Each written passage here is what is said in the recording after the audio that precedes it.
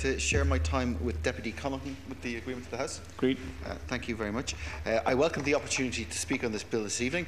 Although it's a technical bill, it will have far-reaching effects for the film and television industry in Ireland, and I believe it will also have a good impact on our tourism industry, and I'll discuss this idea further in my speech. It's important that we keep funding available for our local film industry so it can continue to produce the high-quality, award-winning productions that we're famous for the world over. And I think this bill sends out a very positive message to the industry and to the thousands of people who are employed in the industry that we will support it as much as we can in these difficult times. The government has committed to targeted initiatives to boost job creation, and I would see this bill as one of those targeted initiatives. The overall increase in funding allowed to be granted by the Film Board will see an increase in jobs created, and indeed the previous speaker spoke about a doubling of jobs over the next 5 years if these correct policies are followed, and I think that's to be welcomed. The creative industry is an area where we have expertise and where growth can happen. The number of college courses that produce graduates in media production has been rising steadily over the years, and I think this reflects the industry's importance in our society, and it also reflects our industry's international reputation. As a country, we can't miss out on the opportunities that our arts industry provides us with to promote ourselves internationally. TV shows and films that are produced here, they really just act as large-scale and lengthy tourism ads for Ireland. And in my own county of Meath, there have been many films and TV shows filmed there that have helped to promote the county and increase the number of tourists there. The Meath Film Commission attracts productions to the county while working with Meath Tourism. It's an example of the tight relationship that exists between the two industries. And of course, Meath can be many things for many different films.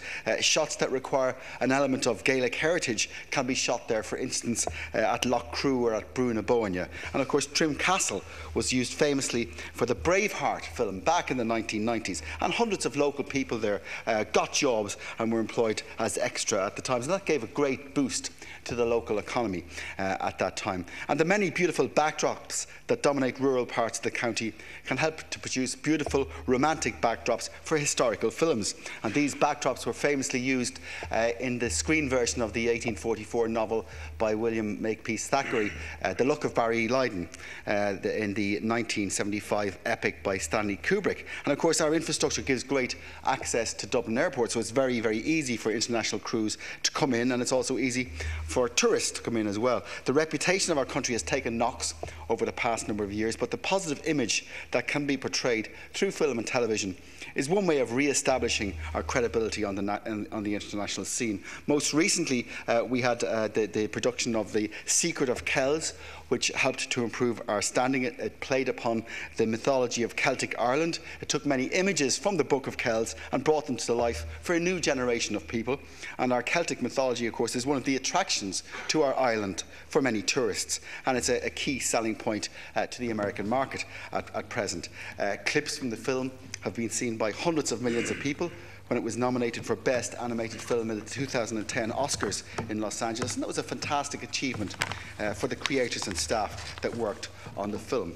Of course, many Americans, indeed over half, say they choose to come to Ireland for their holiday because of word of mouth. So these type of films help to spread that message to Americans and are key to our increased numbers of tourists, and the messages are getting through. The latest figures from the CSO showed an increase of almost 400,000 people travelling here this year. So this produces opportunities for job creation and growth in the tourist industry and in the arts industries. So I urge the Minister to work closely with his colleague in tourism so that we can maximise the potential for growth for both industries. We need to exploit all angles to stimulate job growth, and I will be doing my best to help the Minister and the Government achieve this. Thank you, Deputy.